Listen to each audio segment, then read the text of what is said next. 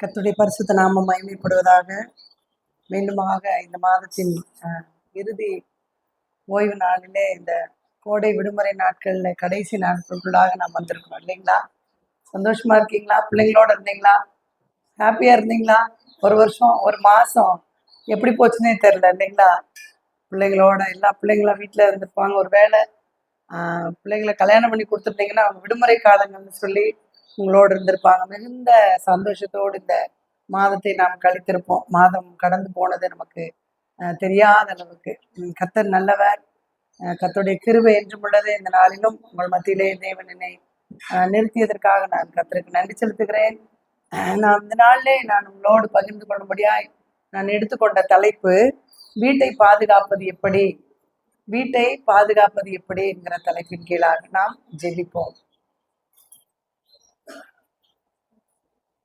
அழைத்தீரே இயேசுவே, அன்போடே என்னை அழைத்தீரே, ஆண்டவர் சேவையிலே மரிப்பேனே ஆயத்தமானே தேவே, ஆண்டவர் சேவையிலே மரிப்பேனே ஆயத்தமானே தேவே, அழைத்தீரே. எங்களை அதிகமாக நேசிக்கிறீங்களா அன்பின் பரலோக பிதாவே, ஆண்டவரே இந்த பரிசுத்த ஓய்வு நாளுக்காக நாங்கள் நன்றி செலுத்துகிறோம். கர்த்தாவே, உம்முடைய ஆலயத்திலே நாங்கள் குடும்பமாய் இணைந்து உம்மை ஆராதிக்கும்படியாய் கர்த்தர் நீர் பாராட்டின இந்த நன்மையான நாளுக்காக நாங்கள் நன்றி செலுத்துகிறோம். ஆண்டவரே, இந்த நாளிலே நாங்கள் கேட்கிற சத்தியத்தை எங்கள் ஒவ்வொருவருக்கும் ஆசீர்வாதமாக்கி தர வேண்டுமாய் ஜெபிக்கிறோம். ஆண்டவரே, நீங்கள் பேசுங்க, நாங்கள் கேட்கிறோம். இயேசுவின் மூலம் ஜெபம் கேளும் ஜீவனுள்ள நல்ல பிதாவே, ஆமென். நீதிமொழிகள் 9ஆம் அதிகாரம் 1ஆம் வசனம். நீதிமொழிகள் 9:1. ஞானம் தன் வீட்டை கட்டி தன் 7 தூண்களையும் சித்திரம் தீர்த்து. நீதிமொழிகள் 14:1. நீதிமொழிகள் 14:1. புத்தியுள்ள ஸ்திரீ தன் வீட்டை கட்டுகிறாள். அது வேண்டாம், அதை நம்ம சொல்லவே வேண்டாம். புத்தியுள்ள ஸ்திரீ தன் வீட்டை கட்டுகிறாள், அதோட போதும் நமக்கு. வீட்டை பாதுகாப்பது எப்படி அப்படிங்கிறத நம்ம இந்த நாள்ல நம்ம 3 தலைப்பின் கீழாக நம்ம சிந்திக்க போறோம். ஆவியானவர் நம்மோடு கூட இடைப்படட்டும். அதிக நேரங்கள் நம்மளுடைய பிரயாசங்கள் வெளியில இருந்தாலும் கடைசியில நம்ம அடையிற இடம் இதுங்க, வீடுதான். நம்ம வீட்டுக்காகத்தான், வீட்டில் உள்ள மக்களுக்காகத்தான், பிள்ளைகளுக்காக, கணவனுக்காக நம்முடைய பிரயாசங்கள் இருந்தாலும் கூட நம்ம நிறைய நேரங்கள் வெளியில இருக்கோம். ஆனா கடைசியில நம்ம வந்து சேரக்கூடிய இடம் வீடு. ஆனா நம்முடைய நிம்மதியா இருக்க வேண்டிய இடமும் அதுதான். உலகம் முழுவதையும் ஆதாயப்படுத்தி கொண்டாலும் தன் ஆத்மாவை நஷ்டப்படுத்தினால் அதற்கு லாபம் என்னன்னு சொல்லி வேதத்துல வாசிக்கிறோம். உலகத்துல இருக்கிற எல்லா மனுஷன்ட்டையும் நல்ல பேர் வாங்கினாலும் வீட்டுல இருக்கிறவங்க கிட்ட நம்ம திருப்தி இல்லாம இருந்தோம்னா நமக்கு அந்த வீடு எப்படி இருக்குங்க? ஒரு நரக வாழ்க்கை தான். அதுக்கு நம்ம எக்ஸ்பிளனேஷன் சொல்ல வேண்டியதே இல்லை. எல்லாருக்கிட்டையும் ஆகா ஓவா சூப்பர், டீச்சர் மாதிரி யாருமே இல்லை அப்படின்னு சொல்லலாம். ஆனா வீட்டுக்குள்ள என்னோட பிள்ளைகள்கிட்ட, என்னோட இருக்கிறவங்க கிட்ட நான் திருப்தியான வாழ்க்கை நம்ம எப்படி இருக்கிறோம் அப்படிங்கிறது மிகவும் முக்கியமானது. ஏன்னா அதுதான் நம்மளை அடுத்த கட்டத்துக்கு நம்மளை அழைத்து போகிறது. அடுத்த விஷயத்துக்கு நம்ம எனர்ஜியா நம்ம ஒர்க் பண்றதுக்கு பெரிய தூண்டுதலா இருக்கிறதே நம்முடைய வீடு தான். அப்போ இந்த வீடை எப்படி நம்ம பாதுகாப்பது அப்படிங்கிறப்போ அநேக குடும்பங்கள்ல அன்பில்லாத சூழ்நிலைகள் காணப்படுது. நம்ம ஒருவேளை அன்னைக்கு லீவா இருந்துச்சுன்னா, ஐயோ இன்னைக்கு லீவ் முழுசும் நம்ம அந்த வீட்டுலதான் இருந்தாகணுமா அப்படிங்கிற சூழ்நிலை. எனக்குலாம் சில வருடங்களுக்கு முன்பாக, பல வருடங்களுக்கு முன்பாக ஒரு ஹாஃப் டே ஸ்கூல் லீவ்னா வீட்டுக்கு போகணுமா, எல்லாரும் ஸ்கூல் விட்டா ஓடணும், வீட்டுக்கு ஓடிடணும் அப்படிங்கிற, வீட்டுக்கு போயிடணும் அப்படின்னு நினைப்பாங்க. ஆனா ஐயோ வீட்டுக்கு போகணுமாங்கிற நிறைய விஷயங்கள் அதுல அடங்கி இருக்கு. அப்போ எந்த இடத்துல நமக்கு நிம்மதி இருக்குதோ அந்த இடத்துலதான் நம்மளுடைய தேடல் அதிகமா இருக்கும். அப்போ வீடு ஒரு குட்டி பரலோகமா இருந்தா மாத்திரம்தான் நமக்கு அது சந்தோஷத்தையும் மகிழ்ச்சியும் தரக்கூடியதா இருக்கும். அப்படி அதை உருவாக்கணும் அப்படின்னா அது நம்ம கையில தான் இருக்குது. புத்தியுள்ள ஸ்திரீ தன் வீட்டை கட்டுகிறாள். வீடு கட்டுறத செங்கல், மணல், ஜல்லி இதெல்லாம் போட்டு கட்டுறது இல்லை. மிகுந்த ஞானத்தோடு, மிகுந்த ஜாக்கிரதையோடு, மிகுந்த கவனத்தோடு, மிகுந்த அன்போடு, மிகுந்த பொறுமையோடு இதெல்லாம் நம்ம இந்த ஸ்திரீனாலதான் அந்த வீடு கட்டப்படுது அப்படின்னு சொல்லி நம்ம வேதத்துல வாசிக்கிறோம். அப்போ நிறைய சூழ்நிலைகள்ல இந்த இடத்துல நல்ல ஐஸ்வர்யம் செழிக்கணும், இந்த இடத்துல ரொம்ப சுபிட்சமா இருக்கணும்னு சொல்லி உலக பிரகாரமா நிறைய காரியங்களை நம்ம செய்யறாங்க. ஆனா உண்மையில என்னன்னு பார்க்கும்போது வீட்டுல தேவ சமாதானம், சந்தோஷம் நிலைத்திருக்கணும் அப்படின்னா தேவ பிரசன்னம் அந்த இடத்துல இருக்கணும். பிள்ளைகள் மென்மேலும் உயர்ந்து வளர்ந்து வரணும் அப்படின்னா அந்த இடத்துல வேத வாசிப்பு இருக்கணும். ஞானம் தன் வீட்டை கட்டுகிறதே இது பரலோகத்திலிருந்து வருகிற ஞானம். வேதம் நமக்கு கற்றுக் கொடுக்கிற ஞானம் ஆவியானவர் அருளை செய்கிற அற்புதமான ஞானம். அந்த அனந்த ஞானத்தினாலதான் நம்ம இந்த வீட்டை கட்ட வேண்டியதா இருக்குது. உலக பிரகாரமா அம்மா அப்பா எல்லாம் சொல்லி கொடுப்பாங்க, இப்படி நடந்துக்கோ. ஒருவேளை திருமணமாகி ஒரு குறிப்பிட்ட காலங்கள்ல இப்படி மாமியாற்று நடந்துக்கோ, இப்படி மாமனாற்று நடந்துக்கோன்னு சொல்லி கொடுப்பாங்க. குறிப்பிட்ட காலகட்டங்கள்ல எல்லாம் எல்லாவற்றையும் மீறி எந்தெந்த இடத்துல எப்படி நடக்கணும் அப்படிங்கிற ஒரு அனந்த ஞானத்தை கொடுக்கிறவர் கர்த்தராகிய இயேசு கிறிஸ்து தான். எந்த இடத்துல யார் பேசுறப்போ அவங்களுக்கு என்ன மறு உத்தரவு சொல்லணும், எந்த இடத்துல நம்ம பொறுமையா இருக்கணும், அந்த இடத்துல எப்படி இருந்தா அந்த அந்த இடம் ஸ்மூத்தா இருக்கும், சமாதானமா இருக்கும், அடுத்த கட்டத்துல சந்தோஷமா நம்ம குடும்பத்தை கொண்டு செலுத்த முடியும் அப்படிங்கிற ஒரு பெரிய அந்த ஞானத்தை கொடுக்கிறவர் ஆவியானவர் தான். அப்போ அந்த ஆவியானவருடைய நடத்துதல் நமக்கு அன்றன்றாடு வேணும். நாம் மாத்திரமல்ல, நம்மோடு இணைந்திருக்கிற முழு குடும்பமும் அந்த ரட்சிப்பினுடைய சந்தோஷத்துக்குள்ள வழி நடத்த செல்லக்கூடியது உங்கள்கிட்டையும் எங்கிட்டையும் விழுந்த ஒரு கடமையா இருக்குது. ஒருவேளை கர்த்தரால உருவாக்கினவங்க தான் கணவன் மனைவி அப்படிங்கிறவரு, தேவனால தேர்ந்தெடுக்கப்பட்டவங்க தான் இந்த உலகத்துல நம்ம இணைக்கப்பட்டிருக்கிறோம். ஆனாலும் புத்தி உள்ள மனைவி தேவன் கொடுக்கும் ஈவுன்னு சொல்லி வேதத்துல வாசிக்கிறோம். பிள்ளைகளுக்கு கர்த்தரால் கிடைக்கிற சுதந்திரம்னு சொல்லி வாசிக்கிறோம். அப்போ இன்னும் அதிகமா வசனங்கள் பார்க்கும்போது உங்கள் பிள்ளைகள் கர்த்தரால் போதிக்கப்பட்டிருப்பாங்க, உங்கள் பிள்ளைகளுடைய சமாதானம் பெரிதா இருக்கும், உங்க பிள்ளைங்க உங்கள் பந்தியை சுற்றில ஒளிவு மர கண்டுகளை போல இருப்பாங்கன்னு ஆசீர்வாத வசனங்கள் எல்லாம் நிறைய இருக்கும். ஆனா அந்த பிள்ளைங்களை எப்படி நம்ம இப்படிப்பட்ட ஆசீர்வாதத்துக்குள்ள வளர்க்கணும் அப்படிங்கிறது நமக்கு மிகுந்த பெரிய ஆலோசனை, நமக்கு மிகவும் அரிதா இருக்கிறது, அவசியமா இருக்கிறது. அப்போ நம்ம சிறு வயதுல இருந்தே பிள்ளைகளை அந்த ரட்சிப்பின் அனுபவத்துக்குள்ளேயே வளர்த்தா மட்டும்தான் அந்த குடும்பத்துக்குள்ள சமாதானமும் சந்தோஷமும் நினைக்கும். நிறைய சூழ்நிலையில பிள்ளைங்களை அவங்களுடைய இஷ்டப்படி கொண்டு போறோம்.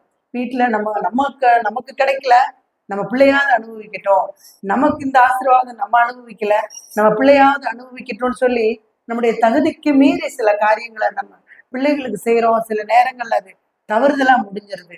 ஒவ்வொரு காரியத்தையும் நம்ம பிள்ளைங்களுக்கு மத்தியில ஆரம்ப காலத்திலிருந்தே, சிறு வயதுல இருந்தே, வாலிப வயதுல இருந்தே கர்த்தருக்கு பயப்படுகிற பயத்தை நம்ம அவர்கள்ட்ட விதைக்கும் போது அவங்க பரிசுத்தத்தோடு வாழ்வாங்க. அந்த வீடு அப்படிங்கிறது முதல்ல குழந்தைகள்ல இருந்துதான் ஆரம்பிக்குது. அந்த குழந்தைகள்ட்ட இருந்துதான் நம்ம அந்த அந்த ஒரு ஆசீர்வாதத்தையும் மேன்மையும் நம்ம பெற்றுக்கொள்ள முடியுது. அப்போ அந்த குழந்தைகளுடைய ஆசீர்வாதம் அது அடுத்து வர்ற ஜெனரேஷன் எல்லாம் சிறப்பா அமையணும் அப்படின்னா அந்த வீட்டுலதான் பெரும் பங்கு வீட்டுலதான் இருக்கும்.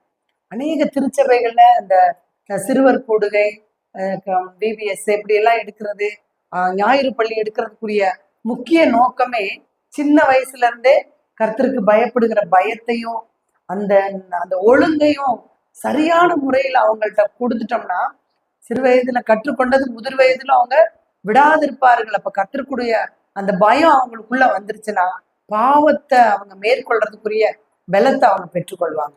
சீக்கிரமே பாவத்துல விழுந்து விட மாட்டாங்க. சற்று யோசிச்சு பின்வாங்கி போற சூழ்நிலைகள்லாம் தேவன் அந்த ஆவியானவர் அந்த குழந்தைகளுக்கு வழி நடத்துவார். அப்ப அந்த வீட்டுல முதல் காரியம் இந்த பிள்ளைங்களுக்கு கர்த்தர் கொடுக்குற ஆசீர்வாதம், அந்த பிள்ளைங்களை நம்ம வழி நடத்துற விதம் முக்கியமானதா இருக்கு. இந்த நாள்ல முதலாவது நாம் கற்றுக்கொள்ள வேண்டியது ரட்சிப்பின் வீடா இருக்கணும். நம்முடைய வீடு ரட்சிப்பின் வீடா இருக்கணும். நம்ம வீட்டுல இருக்கிற அனைவரும் தன்னுடைய பாவங்களை நம்ம பாவத்தை உணர்ந்து தேவனிடத்துல அறிக்கையிட்டு அந்த பாவ மன்னிப்பை பெற்றுக்கொண்ட அந்த ரட்சிப்பின் அந்த அனுபவத்துக்குள்ள எல்லாரும் நடத்தப்படுவதற்கு நாம் ஒரு பாத்திரவான்களா இருக்கணும். உலக வீடுகள்ல நம்ம பாக்குறப்போ நம்ம வீட்டுல, அதாவது மற்றவங்களை பத்தி நம்ம நினைக்கிறதுக்கே வேண்டாம். நம்ம குடும்பத்துக்குள்ள நம்ம இதுவே பார்ப்போம். வெளி உலகத்துக்குள்ள நம்ம போனோம்னு சொன்னா அது நிறைய மாற்று கருத்துக்கள்லாம் நிறைய வரும். இப்போ நம்ம ஒவ்வொரு நாளும் ரட்சிப்புக்குள்ள கொண்டு வரணும், தேவனுடைய அடைக்கலத்துக்குள்ள கொண்டு வரணும் அப்படிங்கிற ஒரு நோக்கம் மாத்திரம் நமக்கு முக்கியமா இருக்குது. உங்களுடைய வீட்டார் ரட்சிக்கப்படாமல் இருந்தா நம்ம இன்னையில இருந்து நம்ம ஜெபிக்கக்கூடியவங்களா இருக்கணும். கர்த்தருடைய வாக்குத்தத்தம் என்னன்னு பார்க்கும்போது அப்போஸ்தலர் 16:31 இயேசு கிறிஸ்துவை விசுவாசி, அப்பொழுது நீயும் உன் வீட்டாரும் ரட்சிக்கப்படுவீர்கள் அப்படின்னு சொல்லி. அப்போ யோசுவாவை போல நம்ம தீர்மானம் செய்யணும். நானும் என் வீட்டாருமோ என்றால் கர்த்தரையே சேவிப்போம் சொல்லி. அப்போ நம்ம அன்றாட நம்முடைய ஜெபமும் நம்முடைய நோக்கமுமே நம்ம குடும்பம், நம்முடைய குடும்பத்தினுடைய அங்கத்தினர் ஒவ்வொருவரும் அந்த ரட்சிப்புக்குள்ள வரணும் அப்படிங்கிறதுல நம்ம மிகுந்த தீர்க்கமான ஒரு எந்த நேரம் அந்த நினைவுகளுக்குள்ளாக நான் கர்த்தருக்குள்ள நம்ம ஜெபிச்சுக்கிட்டே இருக்கணும். அது மாத்திரமல்ல, பெரிய தீர்க்க தரிசன ஊழியங்கள் செய்கிற அந்த பெராகா தீர்க்க தரிசன ஊழியம் செய்கிற நீங்க அநேகர் தெரிஞ்சிருப்பீங்க, எசேக்கியேல் பிரான்சிஸ். அந்த ஊழியக்காரர் கூட முதல்ல அவர் மாத்திரம்தான் ரட்சிக்கப்பட்டிருக்காரு. ஆனா அவங்களுடைய குடும்பம் லுத்ரன் திருச்சபையை தேர்ந்த குடும்பம் தான். முதல்ல அவர் நம்ம பாரம்பரியமான நம்ம கிறிஸ்தவ குடும்பத்துல இருந்தாலும் ரட்சிப்பின் அனுபவம் நமக்கு இருக்குதா அப்படிங்கறது நம்ம ஆராய்ந்து பார்க்க வேண்டியதா இருக்கு. நம்ம கிறிஸ்தவங்க தான், நம்ம கரெக்டா ஆலயத்துக்கு போறோம், எல்லாம் கரெக்டா இருக்கிறோம் அப்படிங்கிறது மாத்திரமல்ல, ஒவ்வொரு நாளும் நம்மை ஆராய்ந்து பார்க்க வேண்டியது மிகவும் அவசியமா இருக்குது. பிரான்சிஸ் ஐயா தான் ரட்சிக்கப்பட்டது மாத்திரமல்ல, தன்னுடைய குடும்பம் முழுவதையும் ரட்சிப்புக்குள்ளாக வழிநடத்தி முழு குடும்பமாய் ஊழியத்துல அவங்க இணைந்து செயல்படுவதற்கு இந்த ரட்சிப்பின் அந்த குடும்பத்தின் மேல வச்சிருந்த அந்த ஆவல், அந்த அக்கறை மிகுந்த ஆசீர்வாதமா அந்த குடும்பத்துக்கு அமைஞ்சது. அப்படியாகத்தான் நாம் மாத்திரமல்ல, நம் குடும்பம் முழுவதும் ரட்சிப்புக்குள்ள வரணும், நம் குடும்பம் முழுவதும் நம்ம ஒரு ஊழியக்கார குடும்பமா வரணும் அப்படிங்கிறது தான் நம்முடைய நோக்கமா இருக்கணும். தேவன் ஏசாயா 59:1 சொல்லப்பட்டிருக்கு, ரட்சிக்கப்படக்கூடாதபடிக்கு கர்த்தருடைய கை குறுகவில்லை. அப்போ நம்முடைய வீடு எப்படி இருக்கணும் அப்படின்னா, அது ஒரு நீதிமான்களின் கூடாரமா இருக்கணும். சங்கீதம் 118:15 வாசிக்கும் போது, நீதிமானுடைய கூடாரங்களில் ரட்சிப்பின் கம்பீர சத்தம் உண்டு, ரட்சிப்பின் கம்பீர சத்தம் உண்டு. நம்முடைய கூடாரத்துல ரட்சிப்பின் கம்பீர சத்தம் இருக்குங்களா? என்னென்ன கொஞ்சம் யோசிச்சு பாருங்க. நம்மளுடைய குடும்பத்துல இந்த ரட்சிப்பின் கம்பீர சத்தம் இருக்கா? நீதிமான்களின் கூடாரத்தில் ரட்சிப்பின் கம்பீர சத்தம் உண்டு. உங்களுடைய வீடு ரட்சிக்கப்பட்ட வீடாய், கர்த்தருடைய ஆராதனைக்கு உகந்த வீடாய், பரலோக சந்தோஷப்படக்கூடிய ஒரு வீடாய் நம்ம இருக்கணும். அநேக ஊழியக்காரங்களை நம்ம நிறைய நேரங்கள் நிறைய ஊழியர்களுக்கு நம்ம செய்யறோம், நிறைய ஊழியங்களை தாங்குறோம்.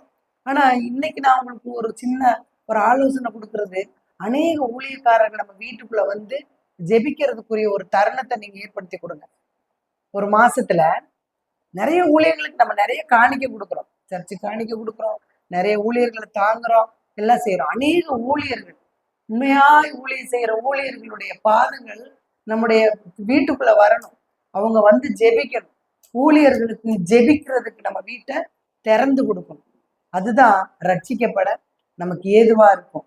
ரட்சிப்பின் வீடு அப்படிங்கிறது இப்படிதான் நிறைய ஆசீர்வாதத்துக்கு ஒரு வடிகாலாய் இப்படிப்பட்ட காரியங்கள் எல்லாம் அமையும். கர்த்தருக்கு பயப்படுகிற மனுஷன் விதமாய் ஆசீர்வதிக்கப்படுவான் அப்படின்னு சொல்லி நம்மளுடைய வீட்டை அடையாளம் காட்டணும் மற்றவங்க. அந்த அளவுக்கு நம்ம ஒரு எடுத்துக்காட்டாய் அமையணும். தேவ சமாதானமும் சந்தோஷமும் மன நிறைவும் நம்முடைய வீட்டுல ஆளுகை செய்ய வேண்டும். அது ரட்சிக்கப்பட்ட வீட்டுக்குள்ள மட்டும்தான் இந்த ஆசீர்வாதம் கிடைக்கும். ரட்சிப்புக்குள் நாம் ஒவ்வொருவரையும் வழி நடத்தணும். நம்முடைய குடும்பத்தினுள்ள ஒவ்வொரு நபர்களையும் ரட்சிப்புக்குள்ள வழி நடத்தணும். எல்லாரும் ஒத்து வருவாங்க, ஒருத்தர் மட்டும் சரிப்பட்டு வராது. என்னதான் பண்றதுன்னு தெரியல, என்னால முடியல சாமி, நான் எவ்வளவு தூரம் ட்ரை பண்ணி பார்த்துட்டேன், எனக்கு இந்த ஒருத்தர்கிட்ட மட்டும் நான் திருப்திப்படுத்தவே முடியலன்னு நிறைய நேரம் சோர்ந்து போகிறது உண்டு. ஆனா தேவன் நமக்கு அனுமதிச்சிருக்கிறாரு அப்படின்னு மாத்திரம் நினைங்க.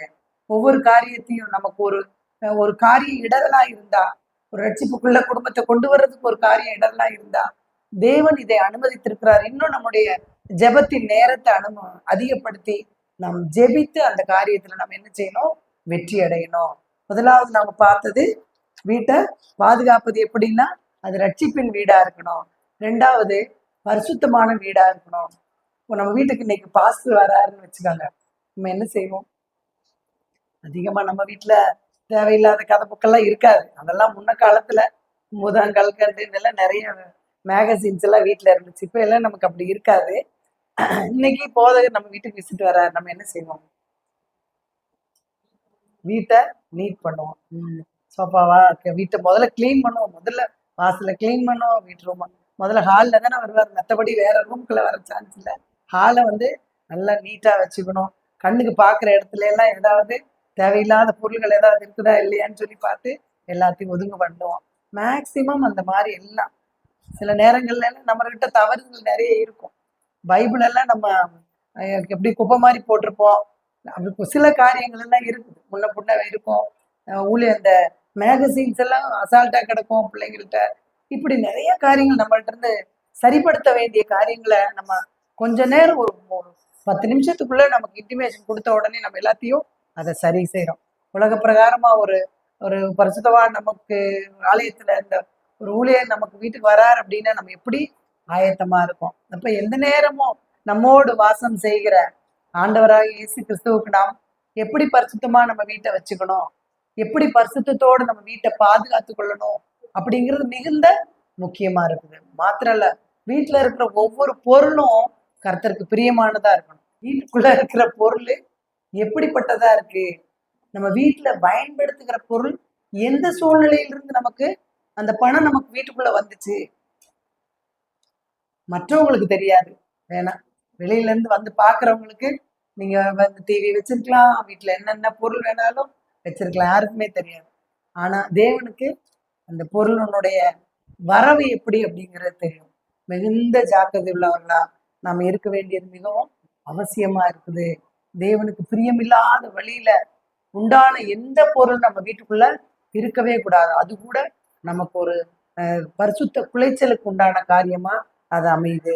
ஆதியாகமம் 35:2 பார்க்கும்போது யாக்கோபு தன் வீட்டையும் தன்னோடு கூட இருந்த மற்ற அனைவரையும் நோக்கி, உங்களிடத்தில் இருக்கிற அந்நிய தேவர்களை விலக்கி போட்டு உங்களை சுத்தம் பண்ணி கொண்டு உங்கள் வஸ்திரங்களை மாற்றுங்கள் அப்படின்னு சொல்றாரு.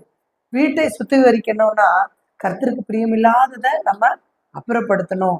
சகைவர் சொல்றாரு, நீ இறங்கி வா, நான் உங்க வீட்டுல தங்கணும் அப்படிங்கிறாரு. தங்கணும்னு சொன்ன உடனே அவர் என்ன செய்யறாரு? நான் நான் என்னெல்லாம் பண்ணன எல்லாத்தையும் நான் மாத்திடுறேன் அப்படிங்கிற அளவுக்கு நான் அவர் தன்னை உடனே அவர் வந்து சரிப்படுத்திக்கிறாரு. வெளிப்படுத்தல 3:20 வாசிக்கும் போது, வாசல் படியில் நின்று தட்டுகிறேன், ஒருவனின் சத்தத்தை கேட்டு கதவை திறந்தால் அவனிடத்தில் நான் பிரவேசித்து அவனோட கூட போஜனம் பண்ணுவேன், என்னோடு கூட போஜனம் பண்ணுவான் அப்படின்னப்போ வேதம் நமக்கு எச்சரித்து சொல்லுது, நீ சாபத்துக்குள்ளாகாதபடி அருவருப்பானதை உன் வீட்டிலே கொண்டு போகாயாக, அதை சீ என்று வெறுத்து முற்றிலும் அருவருக்கு கடவாய், அது உனக்கு சாபத்திற்குள்ளானதுன்னு சொல்லி உபாகமம் 7:26 சொல்லப்பட்டிருக்குது. இப்ப வேதத்துல யோசுவா 7ஆம் அதிகாரத்துல நம்ம ஆகான் அப்படிங்கிறவரை குறித்து நம்ம வாசிக்கிறோம். நம்ம அவரை பத்தி சொல்லும் போது, அவன் வந்து எரிகோவில் உள்ள பாபிலோனிய சால்வைகளையும் வெள்ளி சேக்கல்களையும் பொன் பாலத்தையும் ரட்சித்து, அதாவது இந்த காரியத்திலெல்லாம் இது தேவனுடைய பொருள், தேவனுக்காக அர்ப்பணிக்கப்பட்ட பொருள் தான் பாபிலோனிய சால்வை, வெள்ளி சேக்கல், பொன் பாலம். இதெல்லாம் இச்சித்து தன்னுடைய கூடாரத்தின் மத்தியில அவருடைய இருப்பிடத்தின் மத்தியில பூமிக்குள்ள புதைச்சு வச்சானாம். இதனால முழு இஸ்ரவேல் சேனைக்கும் தோல்வி ஏற்பட்டது. இஸ்ரவேலருக்கும் ஆயி பட்டணத்துக்கும் ஒரு போர் வந்துச்சு. ஆனா அதுல தோல்வி ஏற்பட்டதனுடைய காரணம் என்னன்னு பார்த்தா, இவர் செய்த இந்த பாவம். கர்த்தருடைய ஆலயத்துக்குரிய காரியங்களை அவர் எடுத்துட்டு வந்து, தேவனுக்குரிய பொருள்களை எடுத்துட்டு வந்து அவர் புதைத்து வைத்தது நிமித்தமாக அவருடைய குடும்பம் முடிவுல அதனுடைய பலன் என்ன அப்படின்னா, அவருடைய ஆகாருடைய குடும்பம் கல்லெறிந்து கொல்லப்பட்டார்கள் அப்படின்னு சொல்லி பார்க்கிறோம். அப்போ தேவனுடைய ஆலயத்துக்குரிய பொருள் தேவனுக்கு விருப்பமில்லாத பொருள்களை நம்ம வீட்டுக்குள்ள இருக்கக்கூடாது, அது நம்முடைய கண்ட்ரோலுக்குள்ள இருக்கக்கூடாதுங்கிற விஷயத்துல நம்ம ஜாக்கிரதை உள்ளவர்களா இருப்போம். கர்த்தருடைய ஆசீர்வாதம் தான் நமக்கு ஐஸ்வர்யத்தை தரும். நம்ம உலக பிரகாரமா எவ்வளவு ஓடுனாலும் கடவுள் ஒரு செகண்ட்ல அது நம்மகிட்ட இருந்து எடுக்கிறதுக்கு அவரால் முடியும். ஆனா கர்த்தரே நமக்கு ஆசீர்வாதத்தை கொடுக்கும் போதுதான் அது வேற யாருனாலும் அதை என்ன செய்ய முடியாதுங்க, நம்மகிட்ட இருந்து எடுத்துட்டு போக முடியாது. அப்போ அடுத்து பார்க்கும்போது 2 கொரிந்தியர் 6:15 வரைக்கும் நம்ம வாசிக்கும் போது, கிறிஸ்துவுக்கும் பேலியாளுக்கும் இசைவேது. பேலியால் அப்படின்னா தீமை, துன்மார்க்கம், பயனற்ற தன்மை, ஒழுக்க கேட்ட குறிக்கும். அப்போ நமக்கும் அதாவது கிறிஸ்துவோடு கூட நாம் இருந்தோம்னா இந்த துன்மார்க்கமான வாழ்க்கை, தீமை, பயனற்ற தன்மை, ஒழுக்க கேடெல்லாம் நம்ம கிட்ட இருக்கக்கூடாது. அவிசுவாசியோடு விசுவாசிக்கு பங்கேது. தேவனுடைய ஆலயத்துக்கும் விக்கிரகங்களுக்கும் சம்பந்தம் ஏது. நான் அவர்களுக்குள்ளே வாசம் பண்ணி அவர்களுக்குள்ளே உலாவி அவர்கள் தேவனாயிருப்பேன், அவர்கள் என் ஜனமாயிருப்பார்கள் என்று தேவன் சொன்னபடி நீங்கள் ஜீவனுள்ள தேவனுடைய ஆலயமாய் இருக்கிறீர்களே. ஆனபடியால் நீங்கள் அவர்கள் நடுவில் இருந்து புறப்பட்டு பிரிந்து போய் அசுத்தமானதை தொடாதீர்கள் என்று சொல்லி கர்த்தர் சொல்லுகிறார். அப்போ உலகத்துக்கும் நமக்கும் ஒரு வித்தியாசம் வேணும். கிறிஸ்துவோடு கூட நம்ம இருந்தோம்னா நம்முடைய வாழ்க்கை முற்றிலுமான பரிசுத்தம் நம்ம பாதுகாக்கப்பட வேண்டும். அடுத்து பார்க்கும்போது சவுல் அமலேக்கியருடைய அவரோடு யுத்தம் பண்ணும்போது தேவனுடைய வார்த்தையை மீறி சில ஆடு மாடுகளை தப்பு வச்சுட்டாரு. கர்த்தருக்கு பலி செலுத்துறதுக்காக நான் வச்சிருக்கேன்னு சொல்லி அதுக்கு ஒரு காரணம் சொல்றாரு. அவர் பலிதான் முக்கியம். பலியை காட்டிலும் கீழ்ப்படிதல் தான் முக்கியம். பலியை காட்டிலும் கீழ்ப்படிதல் உத்தமமானது. பாருங்க, கொஞ்சம் ஆடு மாடுகள் மேல ஆசைப்பட்டது நம்முடைய நிமித்தமாக அவருடைய ராஜ்யபாரம் விலகினது மட்டுமில்ல, கர்த்தரால் புறக்கணிக்கப்பட்டு பரிதாபமாக மரித்தார் என்று சொல்லி சவுளுடைய வாழ்க்கையை நம்ம பார்க்கிறோம். இப்படியாக நம்முடைய வாழ்க்கை எப்படி இருக்கணும் அப்படின்னு சொல்லி பார்த்தோம்னா பரிசுத்தமானதா இருக்கணும். நம்முடைய வீடு எப்படி இருக்கணும் அப்படின்னா பரிசுத்தமுள்ளதா இருக்கணும். வீட்டில் இருக்கிற ஒவ்வொரு பொருளும் காரியங்களும் நம்ம வைத்திருக்கிற ஒவ்வொன்றும் நமக்கு தெரியும். ஒவ்வொன்றும் பார்க்குறப்போ கட்டாயம் பெண்களுக்கெல்லாம் சொல்லுவோம், ஒரு ஹிஸ்ட்ரி இருக்கு. ஒரு புடவை எடுத்தா இது எனக்கு ஃபர்ஸ்ட் வெட்டிங் டேக்கு எங்க அம்மா எடுத்து கொடுத்ததுங்க. அது 25 வருஷம் இருக்கும். ஆனா அதெல்லாம் நமக்கு ஞாபகம் இருக்கும். அப்படித்தான் நம்முடைய வீட்டில் இருக்கிற ஒவ்வொரு பொருளுக்குரிய ஹிஸ்டரி நமக்கு தெரியும். அப்ப அது எது எது கடவுளுக்கு பிரியமில்லாத நம்ம வீட்டுக்கு வந்துச்சோ இன்றைய நாள்ல நம்ம அதை உணர்த்தப்பட்டவனா அதை நம்ம அதுல கடவுள்கிட்ட நம்ம ஜெபித்து அந்த காரியத்துல அந்த அந்த பொருள்களை நம்ம வீட்டுல இருந்து அப்புறப்படுத்துவோம். பிசாசுக்கு பிரியமான காரியம் எது நம்ம வீட்டுக்குள்ள இருக்கக்கூடாது. அதன் மூலம் கூட பிசாசு நமக்குள்ள கிரியை செய்வதற்கு ஏதுவா இருக்கும். எப்படி ஒரு ஒரு மர ஜாமான்னால பிசாசு கிரியை செய்வான். ஏன்னா அதன் மூலம் அவன் உள்ள வந்து உட்கார்ந்துருக்கான் இல்லைங்களா? சோ நம்முடைய ஒவ்வொரு காரியமும் வீட்டுல இருக்கிற ஒவ்வொரு காரியமும் நாம் பரிசுத்தத்துக்குள்ளதானதாய் நாம் உருவாக்கி கொள்ள வேண்டும். கடைசியாக 3வது, நாம் வீட்டை பாதுகாப்பதற்கு நம் வீட்டை இரத்த கோட்டைக்குள்ளே பாதுகாக்கப்பட்ட வீடாய் நாம் மாற்ற வேண்டும். நம்ம நிறைய நேரம் பாடியிருக்கோம், இரத்த கோட்டைக்குள்ளே நான் நுழைந்து விட்டேன், இனி எதுவும் அணுகாது, என்ற தீங்கும் தீண்டாதுன்னு சொல்லி. அப்போ நாம் எல்லாரும் தேவனுடைய இரத்த கோட்டைக்குள்ள இருக்கோம். நாம் மாத்திரமல்ல, நம்முடைய குடும்பமும் இரத்த கோட்டைக்குள்ளா நம்ம வைத்திருக்கோம். இயேசு கிறிஸ்துவனுடைய ரத்தத்தை கண்டா பிசாசு நடுங்குவான். இயேசு கிறிஸ்துவனுடைய ரத்தத்தை கண்டா பிசாசு அலறுவான். நீங்க பாருங்க, ஒரு ஒரு அசுத்தாவை பிடித்த ஒரு மனுஷன்ட்ட வெறும் ஒரு எண்ணெய வந்து இயேசுவின் ரத்தம் ஜெயின்னு சொல்லி அவங்க மேல வச்சு ஜோம் பண்றாங்க, கத்துறாங்களே, எரியுது, உடம்பு எரியுது, வராதிங்க, பக்கத்துல வராதிங்கன்னு அலறாங்க. அப்போ அவருடைய ரத்தத்துக்கு எவ்வளவு வல்லமை இருக்கு, அவருடைய ரத்தத்துக்கு எவ்வளவு வல்லமை இருக்கு. ரத்தம்னா அந்த ரத்தம் தானான்னு இல்லை, நீங்க விசுவாசத்தோடு நீங்க ஜெபித்து நீங்க எடுத்துக்கொள்கிற ஒவ்வொரு காரியமும் அந்த காரியத்துல தேவனுடைய ரத்தத்தினுடைய வல்லமை அதுல இறங்கி இருக்கு. நிறைய நேரம் சோர்ந்து போற நேரம், நிறைய நேரம் குடும்பத்துல போராட்டம் வர்ற நேரம், நிறைய நேரம் குடும்பத்துல பலவீனம் வர்ற நேரம், சண்டை இப்படிலாம் வர்ற நேரங்கள்ல அதிகமா ஆலோசனை எனக்கு கிடைச்சது.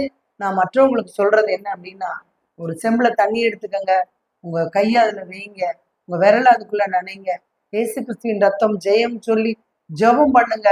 அந்த அந்த தண்ணீரை ரத்தமா மாற்றுங்கன்னு சொல்லி ஜெபம் பண்ணி நீங்க எந்தெந்த இடமெல்லாம் உங்களுடைய உங்களுடைய படுக்கையறை, உங்களுடைய ஆளு, உங்க வீட்டை சுற்றிலும் இயேசுவின் ரத்தம் ஜெயம்னு தெளிச்சு விடுங்க.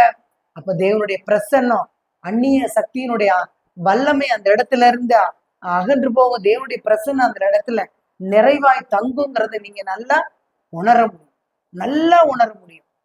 நீங்க வேணா அதை டெஸ்ட் பண்ணி பாருங்களேன். ஒரு பிரச்சனையா, ஒரு இது என்னடா இது அப்படின்னு ஒரு உங்களுக்குள்ள ஒரு குழப்பம் வர்ற நேரம் இந்த காரியத்தை நீங்க செஞ்சு பாருங்க.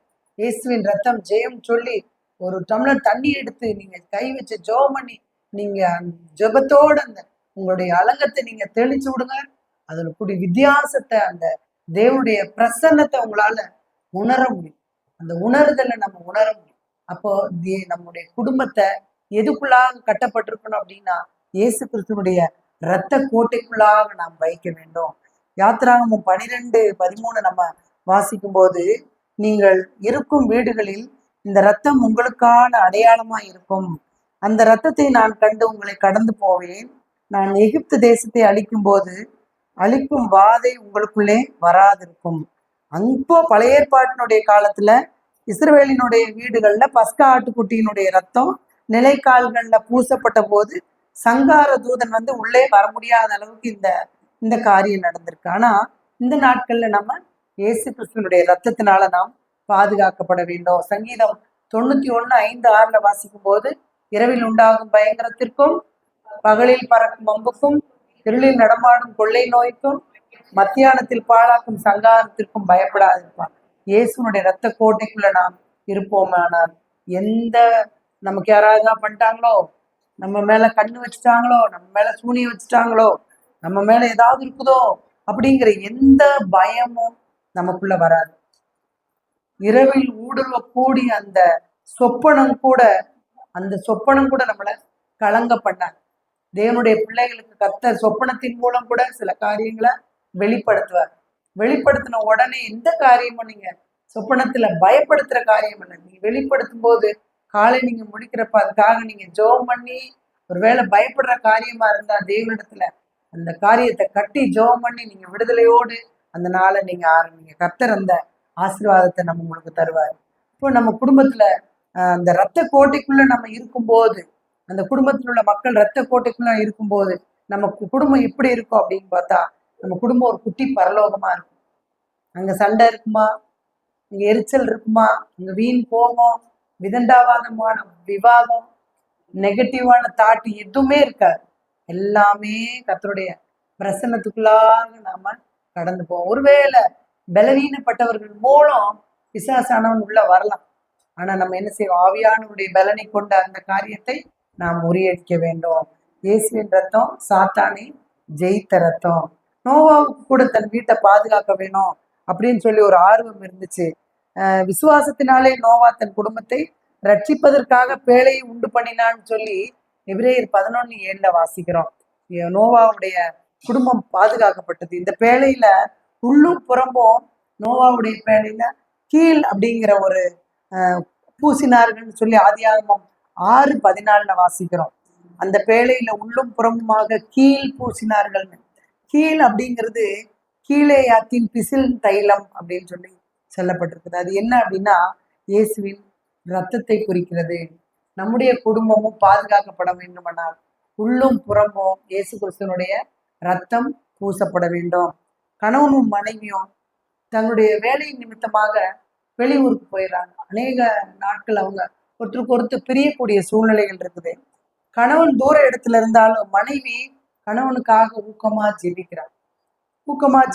அப்போ கணவன் சொல்றாரு, நான் பாவ வாழ்க்கைக்குள்ள செல்வதற்கு எத்தனையோ சான்ஸ் இருந்தாலும் கூட நான் என்னுடைய மனைவியினுடைய ஊக்கமான ஜெபத்தினால அந்த பாவத்திலிருந்தெல்லாம் நான் விலகி பாவ சோதனையிலிருந்து பாதுகாக்கிறதுக்கு அவருடைய ஜெபம் எனக்கு ஆசீர்வாதமா இருந்துச்சு அப்படின்னு சொல்லி கணவன் சொல்றாரு.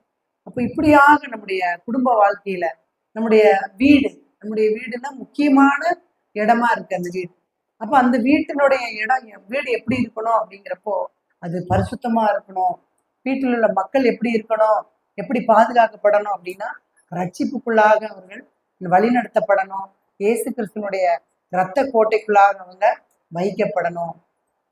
ஒரு முறை ஒரு ஒரு ஒருவருடைய அக்காவுடைய கணவனுக்கு வேலை செய்யற இடத்துல ஒரு பிரச்சனை. அப்போ ஆள் குறைப்பு செய்யறாங்க. நான் அந்த கம்பெனில இருந்து ஆட்களை குறைக்கிறாங்க. அப்போ என்ன செய்யலாம், இப்படி கம்பெனில இருந்து ஆட்களை குறைக்கிறாங்களே, என்ன செய்யலாம் அப்படின்னு சொல்லி அப்படி உட்கார்ந்து யோசிக்கிறப்போ, அங்க அந்த கம்பெனில லோன் வாங்கினா என்ன செய்வாங்க, அந்த லோன் அடைக்கிற வரைக்கும் ஆளை நிறுத்த மாட்டாங்க அப்படின்னு சொல்லிட்டு லோன் வாங்கலாம். என்ன செய்யலாம், லோன் வாங்கணும். இப்போ லோன் வாங்கணும்னா ஏதாவது ஒரு ஒரு காரணத்தை காமிக்கணும். அப்போ அவர் சொல்றாரு, அந்த அந்த தங்கையினுடைய அந்த இப்போ அந்த சம்பந்தப்பட்டவர் சொல்றாரு, நான் வேணா என்னோட பேர்ல இருக்கிற இடத்த உங்க பேர்ல நான் மாத்தி கொடுக்குறேன், அந்த ப்ராப்பர்ட்டியை வச்சு நீங்க லோன் வாங்குங்க அப்படின்னு சொல்லி சொல்றாரு. அந்த லோனை வாங்கிட்டு அவருக்கு வேலை போகாது. அப்ப அந்த இடத்துல அவர் என்ன செய்யறாரு அப்படின்னா, அவருடைய வேலைக்காக, அவர் வேலையில காப்பாற்றப்படணும் அப்படிங்கிறதுக்காக இவர் என்ன செய்யறாரு, தன் பேர்ல இருக்கிற இடத்த அவர் பேர்ல எழுதி கொடுக்குறாரு. அதை எழுதியாச்சு, முடிஞ்சிச்சு. அது எப்படி ப்ராப்பரா வேலை நடந்துச்சோ நடந்துச்சு, முடிஞ்சிச்சு. ஆண்டுகள் பல ஆயிடுச்சு. எழுதி கொடுத்தவர் இறந்து போயிட்டாரு. ஆனா அந்த குடும்பம் இருக்குது, குடும்பம் பிள்ளைகள் எல்லாம் இருக்காங்க. ஆனா வாங்கினவருக்கு தெரியும் இல்லையா, அது எந்த சூழ்நிலையில வாங்கணும் அப்படின்னு சொல்லி. குறிப்பிட்ட காலங்கள் நடக்குது. இந்த அந்த எழுதி கொடுத்தவருடைய மனைவி, நமக்கு இப்படி ஒரு இடம் இருக்கு, இன்னும் கொஞ்ச நாள் கழிச்சு அந்த இடத்த நம்ம, அதாவது பேச்சுவார்த்தை தான் நடந்துச்சு, ஆனா இந்த இப்படி ப்ராப்பரா செட்டில்மெண்ட் பண்ணது அவங்களுக்கு தெரியல. அப்ப இது இன்னைக்கு என்னைக்காவது நம்ம பிள்ளைங்களுக்கு அது உதவும் அப்படின்னு சொல்லி யோசிச்சுட்டே பல வருடங்கள் கடந்து போச்சு. கணவன் இறந்தும் பல வருடங்கள் ஆயிடுச்சு. திடீர்னு அந்த இடத்த குறித்து ஒரு என்ன பண்ணலாம்னு சொல்லி ஒரு யோசிக்கலான்னு அதை பிளான் பண்ணி பாக்குறப்போ, ஈசி போட்டு பார்த்தா அந்த இடம் ஏற்கனவே வித்தாச்சுன்னு சொல்லி வருது. எந்த பேச்சுவார்த்தை நடந்த சமயமே இது என்ன நடந்திருக்கு, ப்ராப்பரா இது எழுதி கொடுத்த மாதிரியே வந்திருக்கு. சரி, எழுதி கொடுத்த விஷயம் ஆச்சு தெரியும், ஆனா அதுக்குரிய பணம் எல்லாம் பணத்துக்காக எழுதி கொடுக்கல, அந்த வேலை பாதுகாக்கப்படணும் அப்படிங்கிறதுக்காக எழுதி கொடுக்கப்பட்டது. ஆனா சம்பந்தப்பட்ட எழுதி கொடுத்தவர் இறந்துட்டாரு. எழுதி வாங்கினவர் என்ன செஞ்சிருக்கணும், திருப்பி கொடுத்துருக்கணும். உண்மையான பத்திரம் அவங்க கையில இருக்குது. ஆனா திடீர்னு இந்த விஷயம் அவங்க கேள்விப்படுறப்போ பெரிய ஷாக்கா இருக்கு. என்னடா, ஆமா இப்படி ஒரு நாள் பேசிட்டு இருந்தாங்க, இப்படியெல்லாம் நடந்துச்சு, இப்படியெல்லாம் நடந்துச்சு, ஆனா இப்படி எழுதி இருக்கிறாங்களா, ஐயோ அப்பவே எழுதி கொடுத்துட்டாங்களா, அப்ப இப்ப நம்ம இப்ப பத்திரம் நம்ம கையில இருக்கு, ஆனா நமக்கு அது சொந்தம் இல்லையா அப்படிங்கிற ஒரு பெரிய குழப்பம் அந்த இடத்துல வருது. கடைசியில போய் பார்த்தா 2004 அந்த ப்ராப்பர்ட்டி எழுதி கொடுத்துருக்காங்க, 2019 அந்த இடத்த வித்தாச்சு. இப்ப அந்த இடத்துக்கும் அந்த இடத்த வித்தே 6 வருஷம் ஆச்சு. அப்போ பாருங்க, துணிகரமான பாவம், துணிகரமான பாவம். எழுதி கொடுத்தவர் இறந்து போயிட்டாரு. என்ன தெரிய போகுது, இத்தனை வருஷம் ஆச்சு, 2004 எழுதி கொடுத்தது. இனி மனைவி என்ன கேட்கவா போறா, அவளுக்கு தெரிஞ்சிருந்தா நேரம் அதை பத்திய பேச்சுவார்த்தை நடந்திருக்குமே. துணிகரமான பாவம். இதுல நம்ம மிகுந்த ஜாக்கிரதை உள்ளவங்களா இருக்கணும். கிறிஸ்தவ சமுதாயத்துலதான் அதிகமா இருக்கு. நம்ம வெளியில எல்லாம் போக வேணாம். இதை பத்தி ஒரு ஒரு புற மதஸ்தர் இந்த விஷயத்தை கேள்விப்படுறப்போ, இந்த நடந்தது ஒரு கிறிஸ்தவ குடும்பத்துல நடந்திருக்கு. நன்கு ஒரு சகோதரன் சகோதரியுடைய கணவனுடைய வேலை போயிடக்கூடாதுங்கிறதுக்காக நம்பி ஒரு இடத்தை எழுதி கொடுத்ததனுடைய விளைவு, அந்த ப்ராப்பர்ட்டியை வித்து அவங்க பயன்படுத்திக்கிட்டாங்க. பயன்படுத்தி 7 வருஷம் முடிஞ்சு போச்சு. அப்ப இப்படிப்பட்ட ஒரு துணிகரமான பாவம் கிறிஸ்துவத்துக்குள்ள இருக்கு, கிறிஸ்தவ மக்களுக்குள்ள இருக்கு, கிறிஸ்தவ குடும்பங்கள்ல இருக்கு. நாம எப்படி இருக்கணும், நாம எப்படி இருக்கிறோம்? நம்மளா ஒரு சாக்கு போக்கு சொல்லிட்டு பாருங்க, நான் கடவுளுக்கு பலி செலுத்துறதுக்கு தானே வச்சிருந்தேன்றாரு. கடவுளுக்கு பலி செலுத்துக்கு தான் இந்த ஆடு மாடுகள் எல்லாம் வச்சிருக்கேன். எல்லாத்தையும் எல்லாத்தையும் கொன்று போடுனா கொன்று போட்டிருக்கணும். கடவுளுக்காக வச்சிருக்கேன்னு சாக்கு போக்க சொல்லிக்கிட்டு நம்ம செய்யற காரியத்துக்கெல்லாம் ஒரு சப்பக்கட்டு போட்டுட்டு இருந்தோம்னா நம்ம காலத்துல வாழ்க்கையில நம்ம தப்பிக்கவே முடியாது. மிகுந்த ஜாக்கிரதை உள்ளவர்களா இருக்கணும். இந்த நாள் இந்த சத்தியத்தை நான் உங்களோடு பகிர்ந்து கொள்ள நான் நினைக்கல. நான் கடந்த வாரத்துல வேற ஒரு தலைப்புல நான் பிளான் பண்ணியிருந்தேன். கர்த்தர் இந்த நாள்ல நம்ம ஒவ்வொருவரோடு பேசுறாரு, என்னோடு பேசுறாரு, என்னோடு இந்த வார்த்தையின் மூலம் பேசுறாரு. என்கிட்ட என்னுடைய குடும்பத்துல என்னுடைய பிள்ளைகளை நான் எப்படி வளர்க்குறேன், என்னுடைய குடும்பத்துல நான் எப்படி அன்புள்ளவளா இருக்கேன், என் குடும்பத்தை நான் சரியா கட்டிட்டு இருக்கேனா, சரி என்னுடைய குடும்பத்துல நான் அன்பு இருக்கா, நான் வேலை நேரத்தை தவிர்த்து என்னுடைய நேரத்தை எல்லாம் நான் என் குடும்பத்தோட செலவிடுறேனா, அல்ல எனக்கு குடும்பம் எப்படி இருக்கு, அந்த குடும்பத்தை நினைச்சு பிரச்சனையா இருக்குன்னு விலகி ஓட போறேனா, நம்ம குடும்பத்தினுடைய மக்கள் ரட்சிப்புக்குள்ள வரணுங்கிறதுல என்னுடைய பிரயாசம் எப்படி இருக்குது, ஆசீர்வதிக்கப்பட்ட ஒரு குடும்பமா, கர்த்தர் தங்குற ஒரு வீடா தேவன் இருக்கணும் அப்படின்னு அந்த வீட்டினுடைய காரியங்கள், அந்த வீட்டினுடைய ஒழுங்குகள், அந்த வீட்டினுடைய ஒவ்வொரு அந்த பொருள்கள் எல்லாமே எப்படிப்பட்டதா இருக்கணும். கடைசியாக அந்த குடும்பத்துல இருக்கிற ஒவ்வொருவருக்கும் இது எப்படிப்பட்ட பாதுகாப்பு மிகவும் முக்கியம். தேவனுடைய இரத்த கோட்டைக்குள்ளாக நாம் அணுதினமும் நம்மையும் நம்முடைய பிள்ளைகளையும் நம்முடைய கணவனையும் நம்ம சம்பந்தப்பட்ட ஒவ்வொருவரையும் அந்த கிருபைக்குள்ளாக நாம் ஒப்பு கொடுத்து ஜெபித்து பரிசுத்தத்தோடு வாழும்போது தேவன் அபரிவிதமான ஆசீர்வாதத்தை தேவன் நமக்கு தருவார். எனக்கு அது இல்லை, எனக்கு இது இல்லை, நான் எப்படி இதை சமாளிப்பேங்கிறதுக்கெல்லாம் கவலையே படக்கூடாது. வியாதி நிமித்தம் நீங்க கவலையே படாதீங்க, தேவை நிமித்தம் நீங்க கவலையே படாதீங்க. இந்த சூழ்நிலை, எந்த சூழ்நிலையும் ஒரு டேஷ், நீங்க உங்களுக்கு பிரச்சனையா இருக்கிற எந்த காரியத்தையும் அதுல ஃபில்லப் பண்ணிக்கங்க. எதை குறித்தும் கவலைப்படாதீங்க. தேவன் விரும்புகிற அந்த பரிசுத்த மாத்திரம் நமக்கு இருக்கும்போது தேவன் அழகா நடத்துவார்.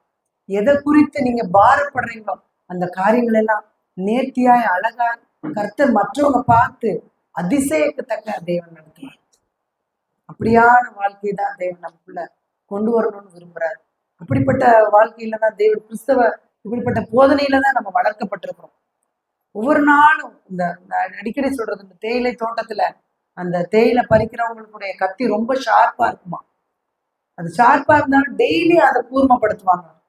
சரி ஒரு 2 வாரம் 2 நாள் கழிச்சு அதை சரிப்படுத்திக்கலாம். நம்ம அப்படியாதான் நம்முடைய ஒவ்வொரு நாளும் கிறிஸ்தவ வாழ்க்கைக்குள்ள நம்ம ஒவ்வொரு நாளும் நம்ம ரொம்ப ஷார்ப்பா இருக்கணும்.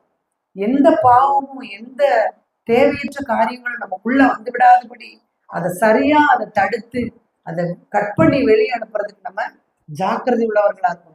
நமக்கு குடும்பம் ரொம்ப முக்கியம். நம்முடைய ஒரு உலகமே குடும்பம் தான். நம்ம அதுக்காகத்தான் நம்முடைய ஓட்டமே இருக்கு. நம்முடைய உலகத்துல ஜீவிக்கிற நாள் எல்லாமே நம்முடைய பிள்ளைகளுக்காக, மனைவிக்காக, அப்படிதான் கணவனுக்காகத்தான் நம்ம ஓடுறோம். அந்த குடும்பங்கள் பாதுகாக்கப்படணும் அப்படின்னா, பரிசுத்த வாழ்க்கைக்குள்ள வரணும்னா நாம் மிகுந்த ஜாக்கிரதை உள்ளவர இருக்கணும். அப்படியான ஆசீர்வாதத்தை தேவன் தாமே உங்களுக்கும் எனக்கும் தருவாராக. ஆமென். நாம் ஜெபிப்போம்.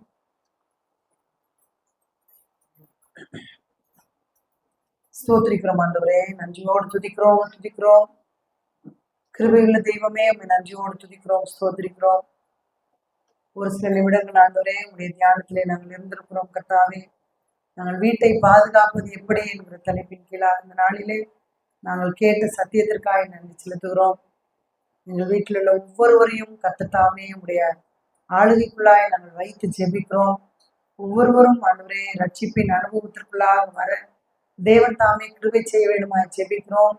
தடைகளை எல்லாம் மாற்றி போடுங்க ஆண்டவரே. எல்லா தடைகளையும் பிசாசானவன் கொண்டு வருகிற எல்லா தடைகளையும் மாற்றி எங்களுடைய குடும்பங்கள் ஒரு ரட்சிக்கப்பட்ட குடும்பமாய் மாற தேவன் தாமே கிருபை செய்ய வேண்டுமா ஜெபிக்கிறோம்.